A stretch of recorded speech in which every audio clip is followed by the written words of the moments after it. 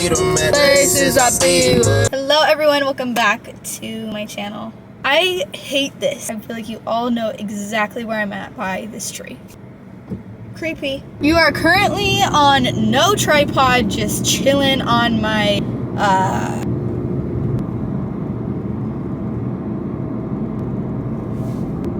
dashboard. Oh, it's one of those either days, weeks, years, I don't know, but brain is not functioning correctly. We're headed to the gym, taking you guys with me on my leg day today. Wanted to share some of my leg day staples with you guys that I have been doing literally every single week and not changing anything. I do the same exact workouts every single week. Yes, I do get bored of it, but do I change anything? No. I am sipping on my pre and pump, a little jam session before I get there. So, it just hits every single time. Slay. I'm trying to find my favorite song. Show me a good time. A strobe glass full, I prefer the better things. The juicy still ain't nothing nice. Okay, now we outta here for you bitches getting rich. I know that I'm taking too much up. I'm about whatever, man. Fuck what they be talking about, thinking, man. So we do it how we do it. I need some new jams on my playlist. She could play it. Just kidding. Only love I for my mama. Rest in peace. Cash out, they from the west side. I've been turning up on my city. My music taste is all over. A lot of people ask for my gym playlist, and I'm like, respectfully, no. Because if I shared it with my platform, I guarantee everybody would be like, what is this? Because one second it's like, hey, Mr. Brightside, and then the next second it's like hardcore rap, and then the next second it's like techno dance party. I don't know. Oh, Miss Olivia. I met a guy in the summer, he argued with me about everything. Said he's 6'2", and I'm like, dude, nice try. The night would never end, a song, another club, another bar, another dance. He said something wrong, he just fly me to France. Do I love him, do I hate him? Guess it's up and down, I had to choose, I would say it right now. Olivia just sings about what's going on in my brain. Like, I'm convinced that we live the same life. Okay, not really, but I just love her. I'm an Olivia stan forever. Hey, we're pulling in. Let's see the parking lot. And it's busy. Yes. Everyone and their mom is here. Yay. Yeah.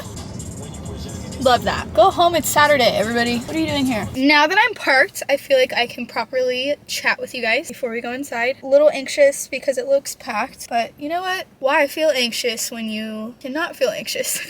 I don't know. But I wanted to try this little thing out that I got sent to me by TYMO. I thought this was so freaking cool because it's a cordless hair straightener and it's like a brush type. So I charged this overnight and it straightens your hair. And I'm like, if this is true, I would love to take this with me because there are times where I curl my hair with a straightener. And obviously this is like a brush, not a straightener. Like, it's just a different way to straighten your hair. But like, I could take this on the go and my hair falls out so quick, especially like my little bangs. And I'm like, dude, I could keep this in the car, and if I have my hair styled, like, I could touch up anything anywhere, not even in here. Like, I could do it anywhere because I don't need to plug it in anywhere. How freaking cool. So I had this braid in, but I'm going to see if it's obviously going to be crimpy. I didn't have it in for long, so I know it's going to be, I mean, my hair is naturally straight, so it's kind of hard. So like, obviously take that into consideration, but there's definitely crimps in it. Like, it's definitely not straight. Oh, I can smell it getting hot. I couldn't get it to turn on, but I didn't realize you have to take out the little safety plug out of the bottom for it to work. I turned it on the second to highest setting, so this is the highest one, and I can smell it getting hot.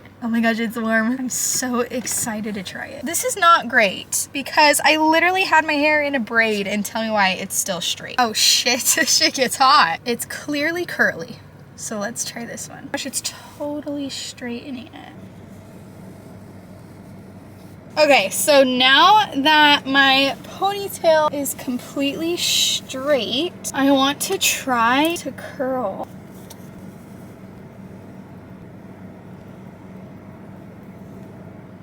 Oh my god.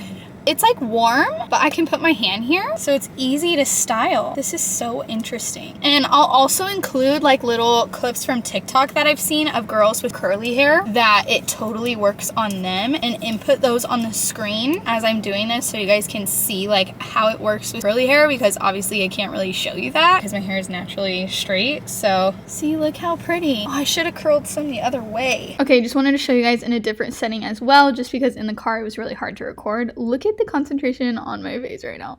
Even though I was very concentrated, it's so easy to use because it is a brush. Here you can literally see me just touching up, just like brushing my hair. You can do thin strands, but I also found that doing thicker strands also worked great. Loved using it to style the front pieces of my hair. I could totally see myself using it to touch up my hair in the car. Pretty. See, so we kept the top straight and just curled the ends a little bit, and look how pretty. This is so nice, and I'm totally gonna keep this in my car. So you just plug this little thing back in and it cools down, and then they give you this little bag to keep it in. So I'm literally gonna put it in here and put it in my center console just for any emergencies that I have. And like worst case, if I need to charge it, I can literally charge it in my car while I'm driving, and then wherever I get to, like I can just touch up my hair with this. How freaking cool is that? And this shade of pink is so cute. If you guys choose to try one of these out, I'll leave my code on the screen for you guys to check out, but I highly recommend this. Are you kidding me? I'm thinking next we need a portable curling iron. I would love that. I mean, obviously you can do stuff with this, but it would be so cool to have like an actual curling iron portable. And it's already cooling down, so we can just put it in our little baggie and zip it up. How cute is she? But anyways, enough of that. We need to get our butt in the gym. Just finishing up drinking my strawberry pump and pink lemonade pre, and then I'm gonna get my ass in there. And listen, gym community, love you guys. I pray that no one talks to me today. There's just some gym sessions where you just want to get in there and lock in. It's one of those. And to be real with you guys, I have not been feeling the gym at all lately. This is my third time getting to the gym this week, and it's Saturday. And usually I get to the gym like 5-6 times a week. So this is really not like me. But honestly, like life has just been overwhelming me, even though it's not been super crazy busy. Like I've definitely been busier, but it's just been so overwhelming for me lately. I don't know why. The smallest things in life, so I haven't been making it there, you know, and I'm happy with 3 times this week. That's something. So just a reminder to be kind to yourself, and it's not necessary to go to the gym every single day. Listen to your body and listen to your mind. Obviously I really didn't want to go today. I just didn't have the energy or like the want to, but I'm still going because I think that's so important for discipline. But then those other days where I genuinely was like, there's no way I would get in there and have a good workout, like I gave myself grace and focused on more important things. The gym can wait. The gym will always be there. It's just you have to determine whether you're just feeling lazy and don't want to go. You still should go because of discipline. But those days where it just doesn't feel right, just don't pressure yourself to go all the time if it's too overwhelming. I don't know if that made any sense. Okay, let's get in there because we can sit in here for an hour before going. I can easily do that, no problem. So let's get our asses in there. Let's get a fat old pump. Let's get a fat old caboose-a woosa.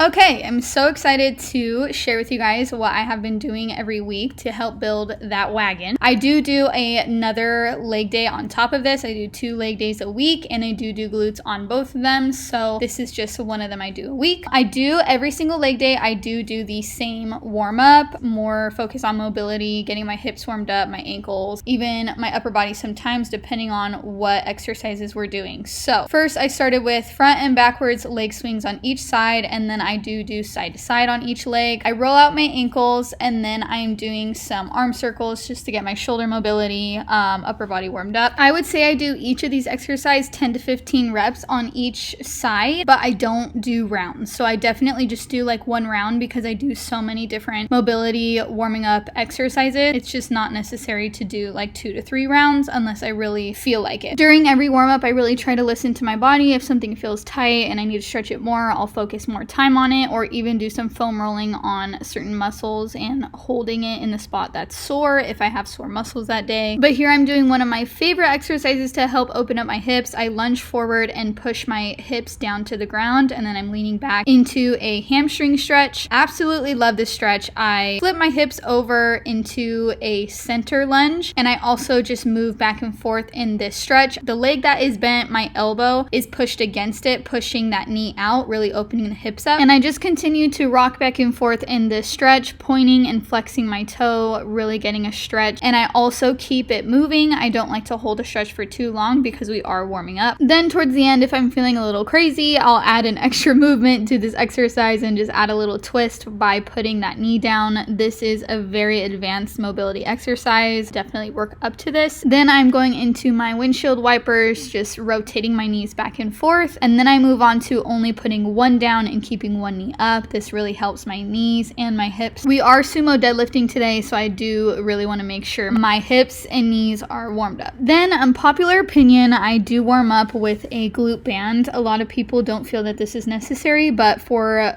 quad dominant girlies like me, I have gone back and forth with the glute band, and I just feel that my workouts are completely different warming up with the glute band, just to make sure my glutes are awake. I don't tire them too much. I do very little movement. I just want to make sure that they're activated, because if I don't, going into other exercises, I don't feel them in my glutes like I want to. My other muscles of my legs will take over. So here I'll do about 10 side steps with the glute band. I'll do about 5 kickbacks and then 5 lateral kicks on each leg. And I have super nice glute bands. I even came out with some a few years back, but I just tend to use any crusty old band that's laying around at the gym because I always forget mine. Then we're going to move right into sumo deadlift, so we need to grab a rack. I do like to warm up with some RDLs just with the bar, making sure that my glute activation and my mind to muscle connection is on point. I only do one set of this, about 10 to 15 reps, and then we're moving straight into sumo deadlifts. I also just want to touch on using a rack at the gym. I know that the racks can be very intimidating, especially some gyms, how the placement is. A lot of times there's like crowds around the squat racks. And I just want to let you guys know that it took me a long time to start using the racks at the gym. When I started in the gym, it took me about a full year until I stepped foot on a rack, just because it was so intimidating and no one really talks about how to properly use them and change the height of things and put the plates on the bar, and if you don't put a hook, they could slide off. My best advice is to go to the gym when it's not busy and to practice using the rack. When no one's around, when it's less intimidating, or even bring a friend, especially if a friend that knows how to use the rack, and even if they don't, you guys can figure it out together. It is not an easy thing, but trust me, the more you use it and the more you practice using it, the more confident you'll feel using it on your own. So sumo deadlifts, I'm starting at a lower weight. For me, everybody's starting weight is going to be different, and then we are going to slowly build up as the reps are going down. Here I chose a weight that I could easily hit 10 reps with, and then we are going to go up in weight. I like to keep my sumo deadlifts glute focused. This is a glute focused workout, so you already know what we're doing. But I do keep my toes pointed out, and I do have a relatively wider stance. I also like to use my grips, even if the weight is not super heavy for me. I just feel like they protect my hands from getting super cut up. My blisters and calluses are already pretty bad, so I'm trying to save my hands from looking crazy. Some cues that I like to think of while I'm sumo deadlifting to keep the focus on my glutes is that I don't let my chest come up before my hips. I try to come up all at the same time. This way my back isn't doing all the work, my legs are doing most of the work. And I also like to remind myself to shift my hips back as far as possible, because when it gets heavy, I tend to forget to do that, and just shifting my hips back as far as possible, as you would a hinge movement, it just helps me activate my glutes more. Also, no one talks about how awkward it can be when you can't get your sweats off of your ankles because you left your shoes on. So here's me just struggling quietly and silently, hoping that no one is noticing me struggling in the corner. But 5 years later, after I finally got my sweats off, I went for, I guess what you could say, a PR. I have been stuck at this weight forever. I used to do this weight no problem for 8 reps, but lately even just hitting 6 reps with this weight has been a struggle. So this day we went for 7 and it felt really good. So next week I'm going to be upping the weight. I'm going to add 10 pounds to each side and try to hit anywhere from 4 to 6 and see where we're at. Just want to remind you, everybody is different in their journey. Progressive overload is so important, but that doesn't always have to mean you're progressing in weight. You can progress in reps if you want. You can progress in weight. You can progress in both and do a mix of it in different exercises. Training is meant to adhere to you, and there isn't only one way to do it. So let's get creative, and as long as we're feeling stronger and making progress, that's all that matters. Next up, we are dragging over the bench, adding a bar pad, and moving on to hip thrusts. A common mistake that I see in the industry, especially on social media, is that hip thrusts are the only way to help grow your glutes and your legs, but that is not true. I feel like it has been a staple in my routine for years, but when I first started doing them, I absolutely hated them. And I just want you guys to know that if you don't like them, if they're not your thing, no matter how much you practice, they're just not your first pick, that's okay. You can grow an absolute wagon, big old dumpy without hip thrusts, okay? I'm dying and I'm hungry as. Okay, next up we have RDLs. These have been a staple in my routine for years as well, but things look a little different today because I have been recovering, just dealing with a back injury, and RDLs are one of the movements that really bug it the most. So I have been going relatively lighter and using a kettlebell just because the weight is in between my legs and it just feels better on my back. So I'm using a kettlebell. You can use anything for this. Shoot, you can use a cable, you can use dumbbells, you can use a barbell, just whatever feels most comfortable for you. Just get used to the movement and practicing the hinge of the hips, and then you can really use whatever equipment is most suitable for you and your body. I kind of feel the same way about this next exercise. We are going to be doing step ups, and I just recently started doing these for the glute gains. I feel them in my, I don't know what this guy was doing, but I feel these in my glutes even more now than when I used to do them. You can do these on a block, just holding on to a bar or something. I do like to hold on to something, that way I can lean back. In order to have balance without holding on to something, my knee goes over my toe naturally and my quads are engaged. So using that bar in front of me to lean back helps me take the tension off of my quads and really just focus on my glutes while hinging backward. I'm touching down on that bottom foot with just my toe. That way I'm not using any force on the way up. Only thing we are using are those juicy glute muscles. And here's me trying to get a thumbnail, just checking my gains in the mirror, including this in because I did in fact delete my intro on accident of me talking in the car after this workout. But anyways, just remember that the gym can be an intimidating place, but you deserve to take up space just as much as everybody else in there, and it's either one day or day one. You got this. My DMs on Instagram are always open, or if you have any questions, feel free to leave them down below, as I would love to help you guys on your journey. But thank you guys so much for watching, and I will see you in my next video.